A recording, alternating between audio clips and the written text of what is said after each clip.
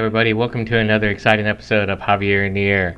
This is Season 6, Episode 9. That's right, Episode 9 of Season 6. So we have a good one for you today. For those of you who have never been here before, welcome to Javier In The Air. Those of you who have, welcome back. It's been 2 weeks, so it's time to have the show. We're going to have Trash in the Hood. Good one, a pretty long one. It has maps and it has pictures of me and all that. I'm finding it's a little bit more exciting to put pictures of me in there when I post it on Nextdoor, so I'm going to keep it here for this show. Also going to show you have our Zen Moment, and then I'm going to show you some Blackberry Upside-Down Cake that I made for on this Mother's Day, which, by the way, happy Mother's Day to all the mothers out there. And then we're going to end it with some beers that I drank last night or yesterday afternoon at a new location that I have not been here. I have not been there before. So I'm gonna show that to you, and the location is a great location. So hope maybe you'll get out there. I'm not being paid by anybody once again, so if I say things like go out there or try this or do that, all free, all free. So check it out. All right, so let's without further ado, let's go ahead and start with our Trash in the Hood. Dark Frog Social Media presents Trash in the Hood, weeks 143 and 144. Here we are, steampunk shade hive, checking out over the horizon. Yes, that's me with my big bag of trash. And here we are at week 143, day 1. You see here underneath everything was a metal pool sign, which we don't know where that came from, but it was on the street, or on the side of the street. Water bottles and coffee tops and a bunch of metal and pieces of paper and whatnot. Looks like the public or city lawnmowers have been at it. A couple of beverage cups, and then the normal amount of cigarette butts that we normally pick up per day. Here we are, week 143, day 6. This is the elusive third party member of our walking group. That is James Takashita. Before this, no one knew that he was there, but there he was. And then here's Steampunk Shade Hive just chilling it down the street, heading up, picking up trash, and seeing what's out there on a beautiful Saturday morning. This was Saturday 2 weeks ago, and it was a great day. The temperature was just right. So here's the garbage that we found: a sanding pad, water bottles, a bottle of Hims. Let's just call it lube, some street deflectors, light deflectors, uh, juice boxes, all in one bag, like 3 of them, and then the normal paper, plastic, and bits of metal. There was a glove also underneath that water bottle, and then to the right, you only see 4 of them, but there were 5 vape pens, all within like spitting distance of each other. So we're not sure what was going on there, but they were all thrown away at the same time, all almost side by side by side by side by side. And then a lesser amount of cigarette butts. This was a longer route, but there seemed to be less cigarette butts, so that was interesting. Here we are in week 144, day 3. This poll reminded me of my days back as a stripper. Unfortunately, can't do it anymore because of a bad back and bad knees and bad ankles, and everything else went bad. Oh well. But we did find a lot of stuff here. So there underneath everything is some more pieces of cardboard. We also found some construction tape that's all wrapped together, top left there. Water bottles and beverage cups, and a lot of bits of oddly colored cardboard, as you see there. More cardboard. Not a lot of cigarette butts, which was interesting because we were on the other side of 620 over by the CVS, and there's usually a lot of cigarette butts there, but we didn't see as many as we normally do. But still, it was a good amount of junk. And once again, the pole life just keeps calling me back and calling me back. So this is really right at the end of my street where I live. We had just started going, and I had to just take a nice picture of myself before we headed out. And this is the map. This was a very unusual way we went. Went out from my house down El Salito took a left on Ebony Lane, which turns into Blazing Star Pass, which then we went behind the school and then dropped over to Dagama and then down Dagama to a couple of other places, which winds up hitting back to El Salito all the way back home. So, with that route in mind, we found a water bottle by the school, a couple of plastic containers of what was probably fruit, like from HEB, lots of candy wrappers, some weed eater wire, which is probably why we found a bunch of paper and plastic and metal into little bits because they just destroyed them with the lawnmowers and the weed eaters. The city lawn crew does that. Lots of potato chip bags and stuff like that, and then the normal amount of cigarette butts, still in the range of 30, so we're still getting quite a bit out there. Remember, on these days, it's beginning to get warmer, beginning to get hotter. If you're out there doing work on your yards like I have been doing, be sure and stay hydrated. Quick hydration session brought to you by water, which is still free for me anyway, or at least I've already paid for it, and is not a sponsor of the show. Okay, so as you saw there, we're still getting, like I mentioned, we're still getting a decent amount of cigarette butts, which I'm surprised at, and some people have asked me, is this indicative more of a certain generation? And I can't say for sure. I know that there's on average probably between 25 and 30 cigarette butts every time I go out there and walk. Now, we're not hitting the same path twice in a week, so we are hitting some of the same paths every week, though. So that tells you that whoever is smoking is out there hitting it every week at least. So, but we are still finding them, and whether it's from a certain generation or not, I can't say because I don't see the people that are smoking. But I will tell you that it is very interesting in the past. Well, actually, since I started doing this, which is about 2.5 years now, that there are a lot of people from whoever vape. There is a lot of vapes out there. You saw the pictures that I've shown in the past.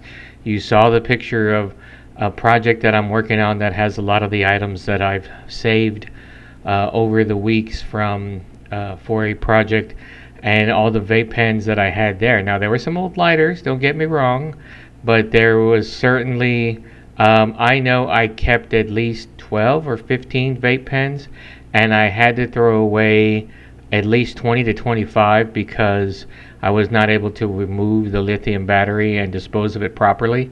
And because I couldn't get rid of it, I had to get rid of the entire vape pen. So that gives you an idea of about 40 vape pens over, say, 144 weeks.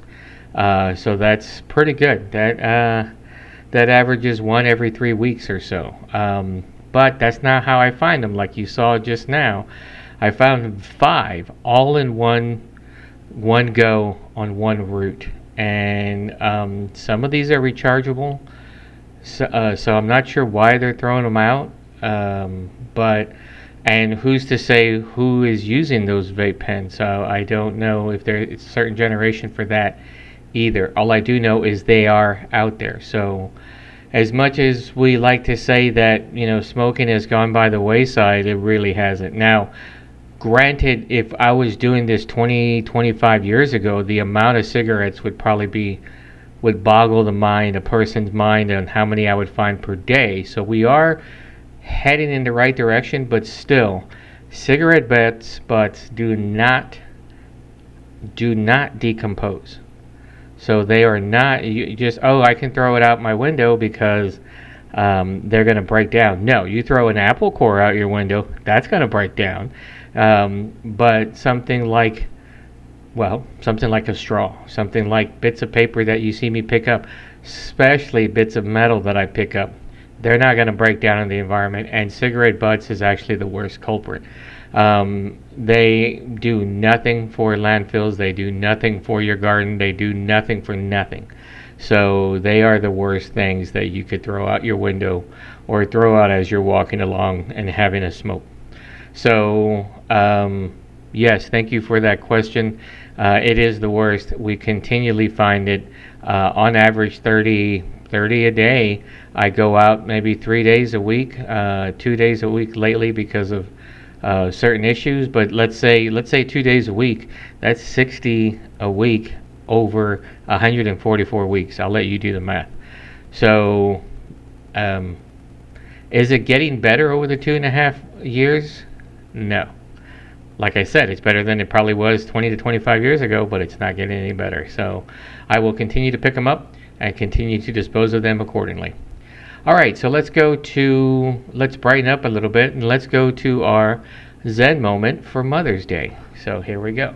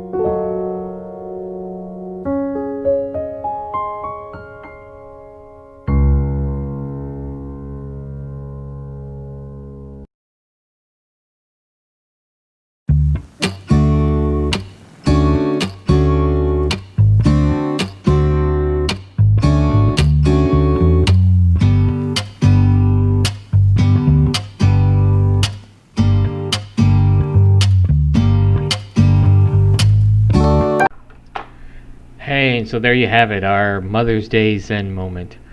So, once again, happy Mother's Day to everybody, all the mothers that I know that are out there, all the ones I don't know, and all the ones that are going to be one.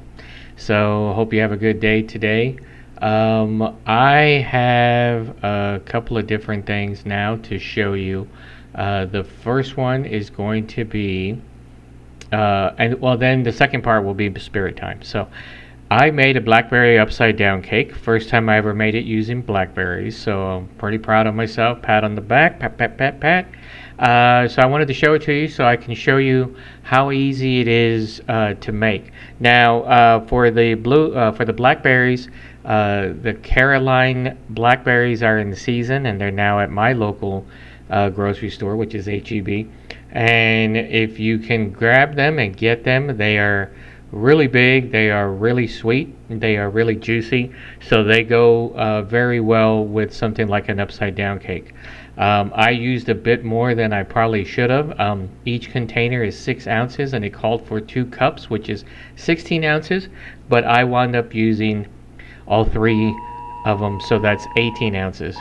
So 2 ounces more, but you'll see it probably did make quite a difference on there, but I got full coverage on the bottom, so it's fantastic. So let's go look at the blackberry upside down cake.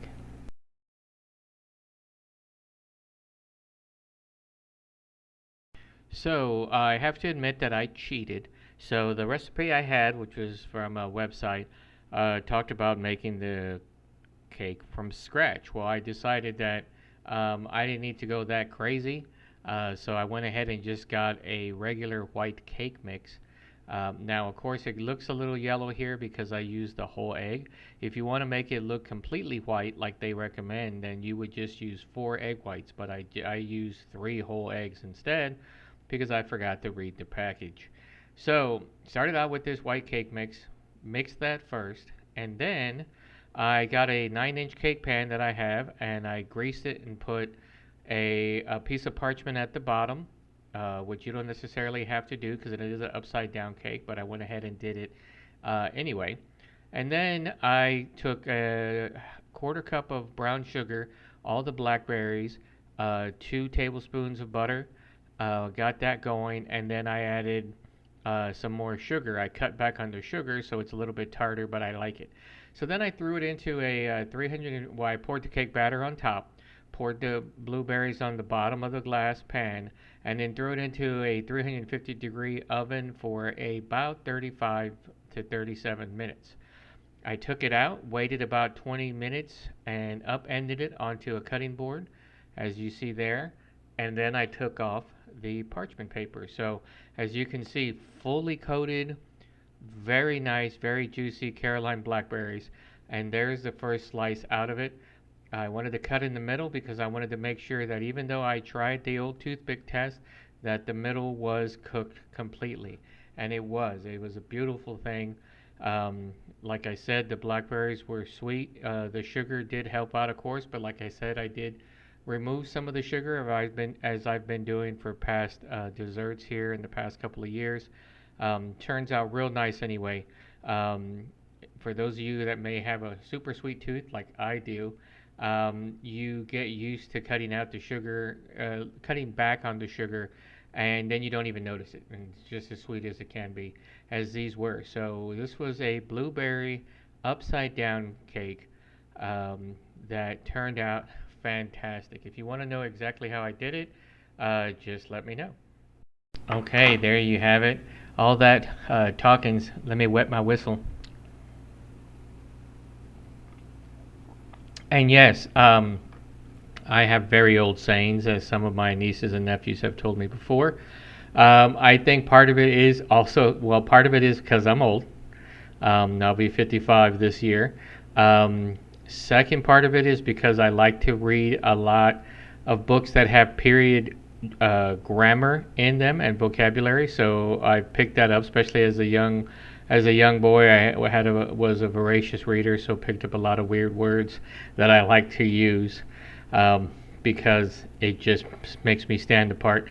I'm not rich, so I can't call myself eccentric. I'm just a little bit crazy. And then also could also help that I grew up around a lot of people of a certain generation that were much older, not much older, but that were older than my parents. So my grandparents and some of their friends, and my great aunts and my great uncles, and so they used language that to them was just everyday thing. So wetting my whistle is one of them. I like to use in purple where I can. Really confuses a lot of people. Also in tarot bang or just bang, that confuses a lot of people. So it's fun to do that. I didn't always have this kind of vocabulary. I wasn't great at grammar for a couple of years, but I made up for it. So there you go. Thanks for someone who asked me about that. So now going back to the future. Here we are. In the next episode, I am going to show you some of the things that I am growing in my yards. I am proud of myself. I have harvested 6. That's right, 6 blueberries from my blueberry bush. Now, it's not the one that you're thinking, that I keep trying to grow a blueberry bush in the center of my yard, and for whatever reason, it just ups and dies. Now, it could be because there is a stump that I took out most of and burned the rest and then got rid of some of the burnt parts of it. There is still part of a stump there underneath everything in the center. I'm not sure if that's the cause of it, but I can't seem to keep anything there from growing. So I'm going to try again because there's still plenty of time in this planting season. I'm trying to get well-established plants in pots, and then I transplant them there.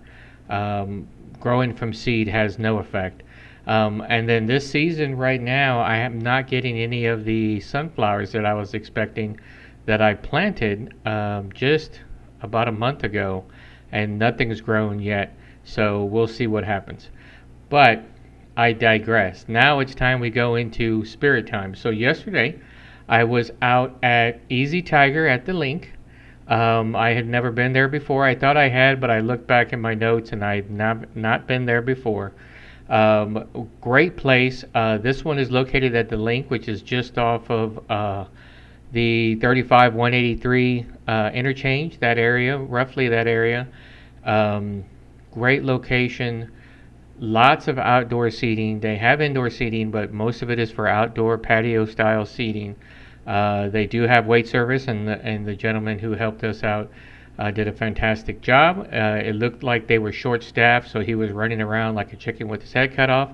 Another old saying. And but he did a great job for us. And so I'm going to show you just two of the beers that I had and everything else. And then the board itself was showing you some of the great beers that they have on tap. So if you have not gone out there, once again, this is not a paid for commercial or advert. This is all free. Then check it out. Easy Tiger at the Linc. Let's go to our spirit times.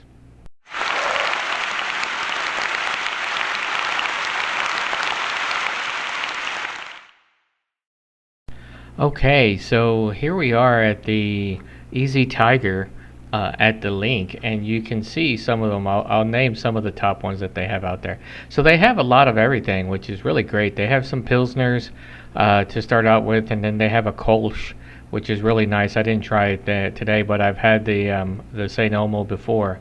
Some Belgian white ales, some blonde ales, lagers, fruited sours.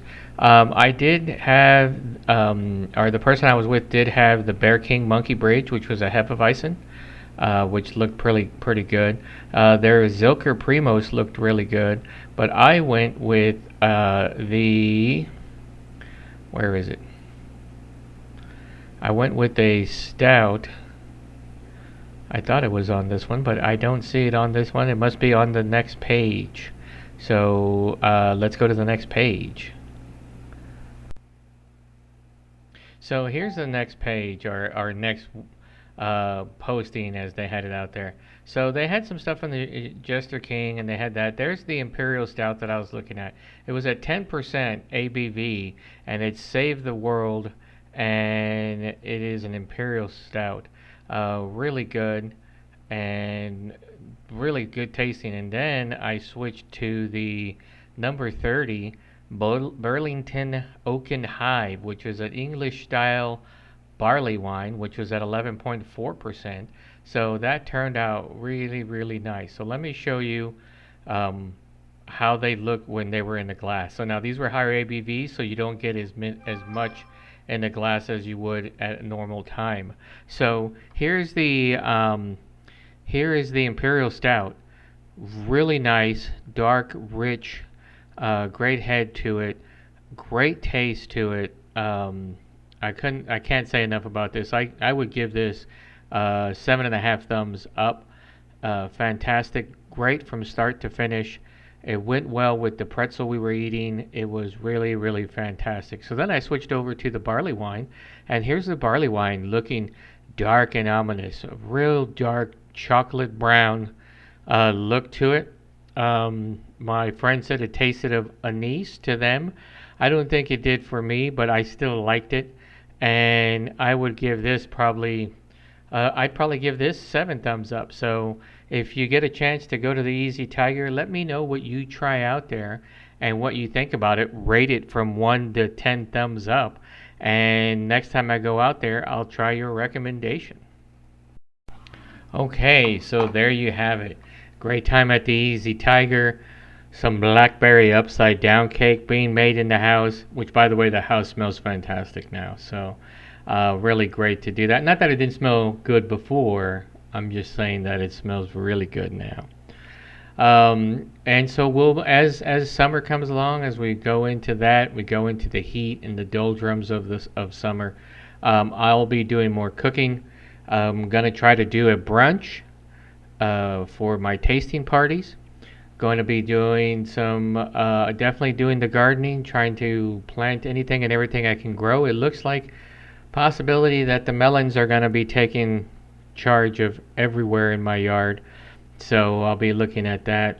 I try to, since they're vines and they grow along the ground, I try to grow them, start them in the box, but then pull the vines outside the box so that if there's something else growing in that garden bed that I have, the raised garden bed, that I can at least get something out of that. This year, I think I learned from last season, and I'm only going to have one or two vines growing. Last time I think I had too many, and that killed a lot of growth for the other ones. Plus, you also have to remember for stuff like melons, and even for like my grapevine that I have, you need to prune accordingly. So if you see, for example, my grapevine, there's the grape starters, which look like a plastic yellow frame for with little tiny bits on them. Well, those turn into grapes at a later point. So what you have to do is then start trying to drive the energy of the plant into your fruit. So for example, on the grapevine, you want to cut away some of the leaves that are on the vine where the grapes are. You want to try to leave one or two leaves that are kind of covering the grapes, because you need sun on them. The entire plant needs the sun, but you do need a little bit of shade for the grapes to grow well. Plus, you want to remove some of the leaves because you want to drive that energy into the grapes themselves so that you get bigger and sweeter grapes. And I'm reading this from articles. It seems to work. I've seen them do it in open vineyards, so I have been trying to do that. Maybe I can get grapes this year and they won't get stolen by all the damn animals that are out there. And so for the vines, for the melons, I'm doing the same thing, cutting back a bit so that they have room to grow and grow the melons. Maybe we might even have a little bump of a melon by the next time on the next show. We'll see. Okay, so the brunch is going to be brunch cocktails, so let me know if you're interested. Not sure on the date yet, but it will be shown on the show. And that's about it. So if you're interested in being on the show, please let me know. I'd love to have you on, especially if there's something that you want to talk about that you're passionate about. If you want to shill your business, this is still a free show, so you can come on my show and talk about your business, and it'll be free of charge. You just have to get a hold of me and be able to match the schedule I have, that I can get out there and see you, or that I can have you here on my show. If you'd like to be on my show and be a co-host for a couple of episodes, by all means, let's do it. And I hope that we can get the tastings more on here, and we can actually get other tastings that are just for the show on here. So we'll see what I can do. All right, everybody. So I hope you enjoyed this episode. I hope you have enjoyed the other shows. If not, please take a look at them and see. Like and subscribe if you haven't. And I will talk to everybody again in 2 weeks. See you later.